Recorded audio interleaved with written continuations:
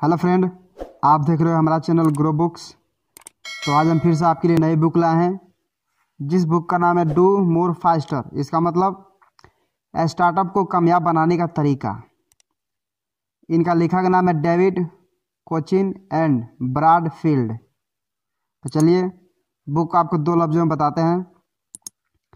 अगर आप खुद के नए स्टार्टअप की शुरुआत करना चाहते हैं तो फिर साल 2011 में रिलीज हुई किताब डू मोर फास्टर आपके लिए स्टेप बाय स्टेप गाइड के रूप में साबित होगी।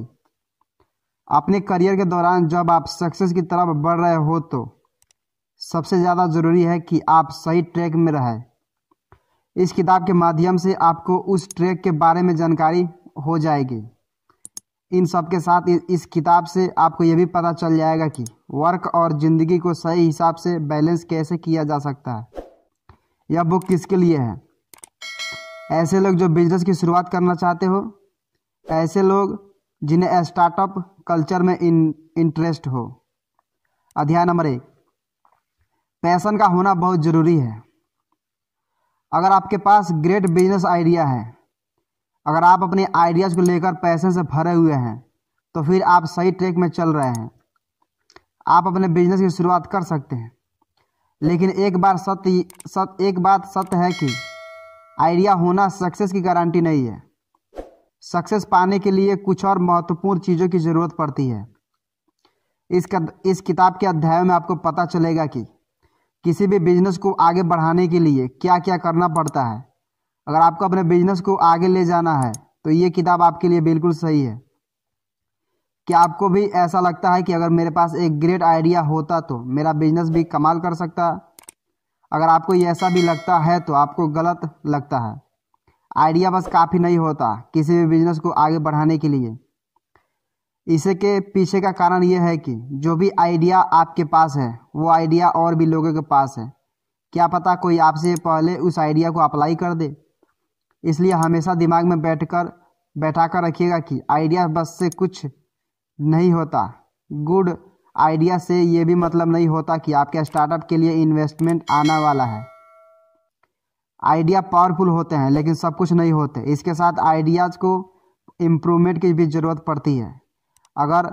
इसलिए अगर आप किसी प्रोजेक्ट के ऊपर काम कर रहे हो तो आपको उस प्रोजेक्ट के आइडियाज़ को लेकर कई सारे लोगों से बातचीत करना चाहिए। अगर आप सोचते हैं कि आपके पास बेस्ट आइडियाज़ है तो आप याद रखिएगा कि बेस्ट आइडियाज़ भी कई पैशन वाले लोगों के लिए सेकेंडरी होते हैं। इसलिए हमेशा उस फील्ड के एक्सपर्ट से राय लेते रहिए। अगर आपके पास आइडिया है तो सबसे पहले खुद से सवाल करिएगा कि क्या वाकई आपको इस फील्ड को लेकर पैशन भी है। पैशन का मतलब भी नहीं होता कि आपके पास डिटेल में बिजनेस प्लान हो। पैशन का मतलब होता है कि आप कई दिनों तक उस काम में डूबे सकते हैं। क्या आप उस आइडियाज़ के बारे में भरपूर रिसर्च कर सकते हैं? अगर आप अच्छे से रिसर्च कर सकते हो तभी उस आइडियाज़ को लेकर आगे का सफ़र तय करने का सोचिएगा। अध्याय नंबर 2, अकेले पहाड़ तोड़ने मत निकल पड़िए। इंसान एक सामाजिक प्राणी होता है। जब कभी आप अपनी कंपनी को बनाने के बारे में सोचिएगा तो ये बात मत भूलिएगा कि कभी भी अकेले खुद से बिजनेस को स्टार्टअप करने का मत सोचिएगा। अगर आपके पास सभी स्किल्स है तब भी ये पॉसिबल है। पहली बात, इस बात को आपको याद रखना है कि अपने बिजनेस के शुरुआती दौर में आपको काफ़ी ज़्यादा बुरी समय भी देखने को मिलेगा। उसके लिए तैयार रहिएगा। ऐसा भी हो सकता है कि आपके महत्वपूर्ण इन्वेस्टर अपना हाथ पीछे खींच ले। कई बार आपको निगेटिव मार्केट ग्रोथ में भी देखने को मिल सकता है। अगर आपके पास एक पॉजिटिव टीम रहेगी तो आप कभी भी निराश नहीं होंगे। आपकी टीम ऐसे समय में आपका साथ देगी। जब कभी भी कोई बिजनेस की शुरुआत होती है, शुरुआती दौर में उस बिजनेस में बहुत सारे काम होते हैं। इन कामों को अकेले मैनेज करना मुमकिन नहीं होता।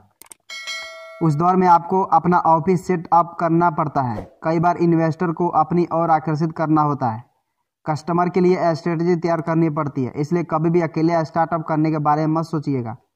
एक अच्छी टीम को हायर करना भी आपकी ही जिम्मेदारी है। एक अच्छी टीम होने का फ़ायदा ये भी होगा कि आपका काम बिल्कुल समय से पूरा हो जाएगा। जब काम समय से पूरा होगा तो आपका प्रोडक्ट भी मार्केट में सही समय से दस्तक देगा। लेकिन अच्छी टीम तभी हो सकता है जब आप सही टीम को चुनाव करेंगे। अब सवाल ये उठता है कि सही टीम का चुनाव किया कैसे जाता है।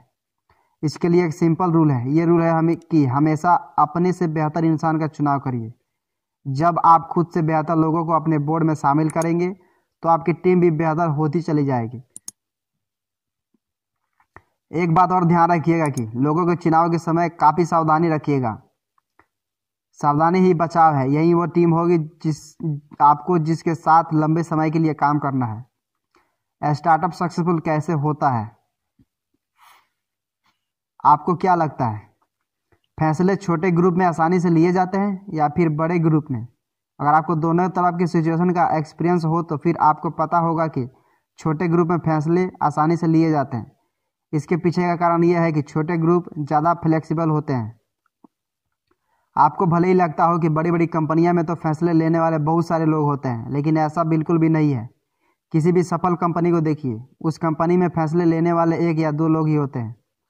इसलिए कई छोटे छोटे स्टार्टअप आप भी बहुत बढ़िया करते हैं, क्योंकि छोटे ग्रुप में लोग बेहतर फैसला ले सकते हैं।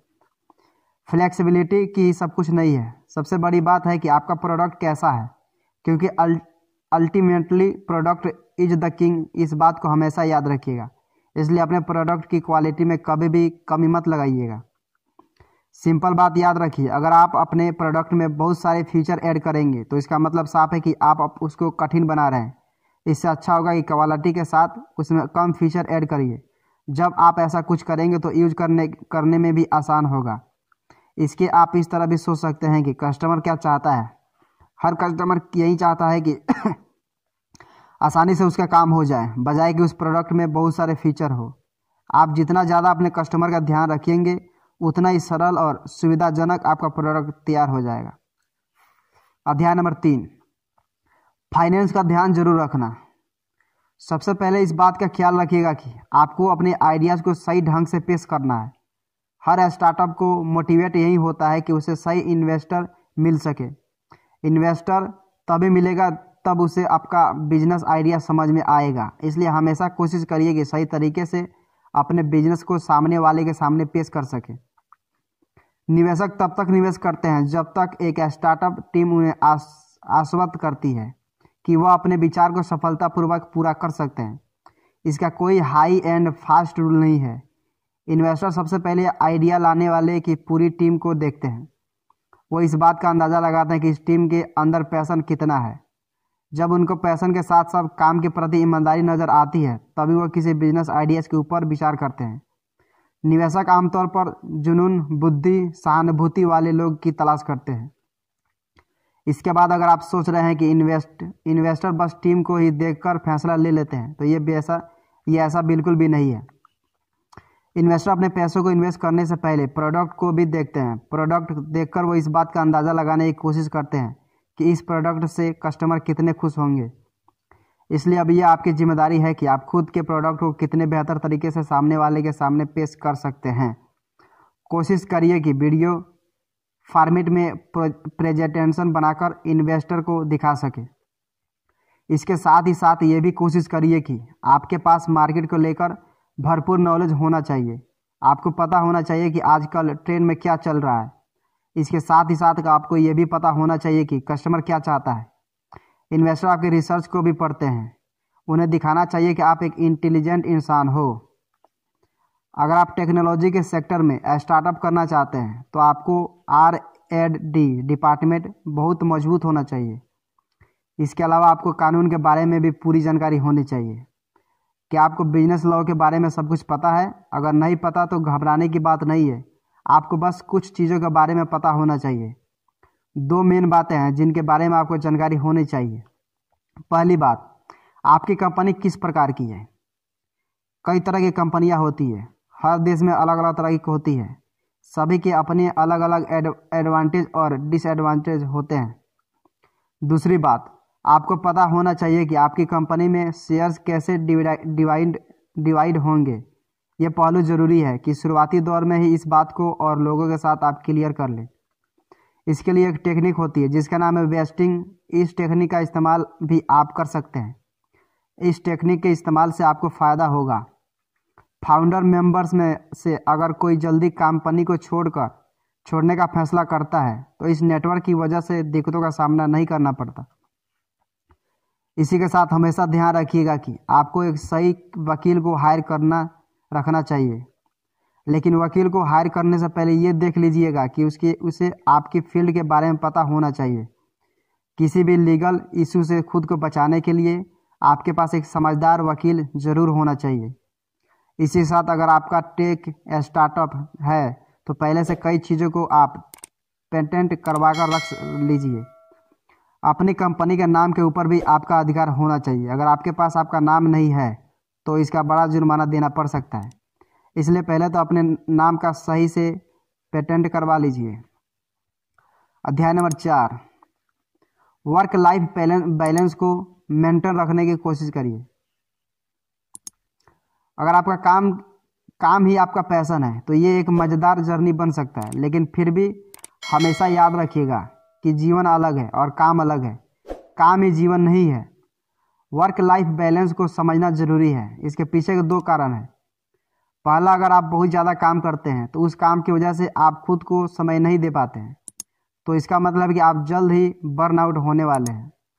दूसरा कारण यह है कि अगर आप दिन रात बस काम के ही काम करते हैं तो इसका मतलब यह है कि आप अपने रिश्तों को दांव में लगा रहे हैं। इसका परिणाम बहुत ही ज़्यादा घातक होने वाला है। इसलिए वर्क लाइफ बैलेंस को समझिए और अपने रिश्तों को समय दीजिए। काम तो ज़रूरी है, लेकिन इतना भी ज़रूरी नहीं है कि आप अपने करीबियों को ही भूल जाएं। इसके लिए आप कोशिश कर सकते हैं कि आप काम और जीवन को क्रिएटिव तरीक़ों से जोड़ दें। अगर आप अपने काम और जीवन को जोड़ देते हैं तो ये और भी ज़्यादा मज़ेदार हो सकता है। अपने आप को रिफ्रेश रखने का एक और तरीका है, वो तरीका है वेकेशन। खुद को परिवार या दोस्तों के साथ हफ्ते भर का वेकेशन देना भी आपके मूड के लिए काफ़ी अच्छा रहेगा। इससे आपके काम करने की क्षमता बढ़ेगी। अगर आपका दिमाग स्वस्थ रहेगा तो फिर आपका वर्क लाइफ भी मस्त रहेगा। इसलिए हमेशा कोशिश करिए कि आपकी मेंटल हेल्थ बढ़िया रहे। वर्क लाइफ बैलेंस का महत्व बहुत ज़्यादा है। अगर आपके ऊपर वर्कलोड बहुत ज़्यादा है तब भी आपको वर्क लाइफ बैलेंस को नहीं भूलना चाहिए। कुल मिलाकर बिजनेस की शुरुआत करने का मतलब ये तो बिल्कुल नहीं होता कि दिन भर बस गणित का हल करते रहो। बिजनेस शुरू करने का मतलब ये होता है कि आप अपने पैशन को फॉलो करते जा रहे हो। कोई भी काम शुरू करने से पहले खुद से सवाल ज़रूर कीजिएगा कि क्या आप इस काम से प्यार करते हैं।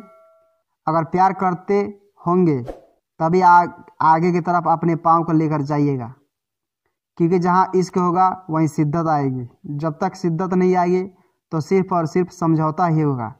इसलिए ग्रेट चीज़ों का निर्माण समझौता से नहीं होता। क्या करें?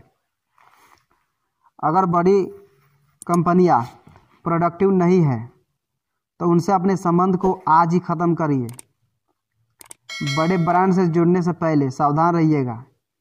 ये इसलिए कह रहे हैं क्योंकि कई सारे स्टार्टअप अपनी काफ़ी समय इसी में बर्बाद करते हैं। अगर आप आगे आसानी से बढ़ सकते हैं तो किसी का इंतज़ार करने का ज़रूरत नहीं है। आगे बढ़ते रहिए।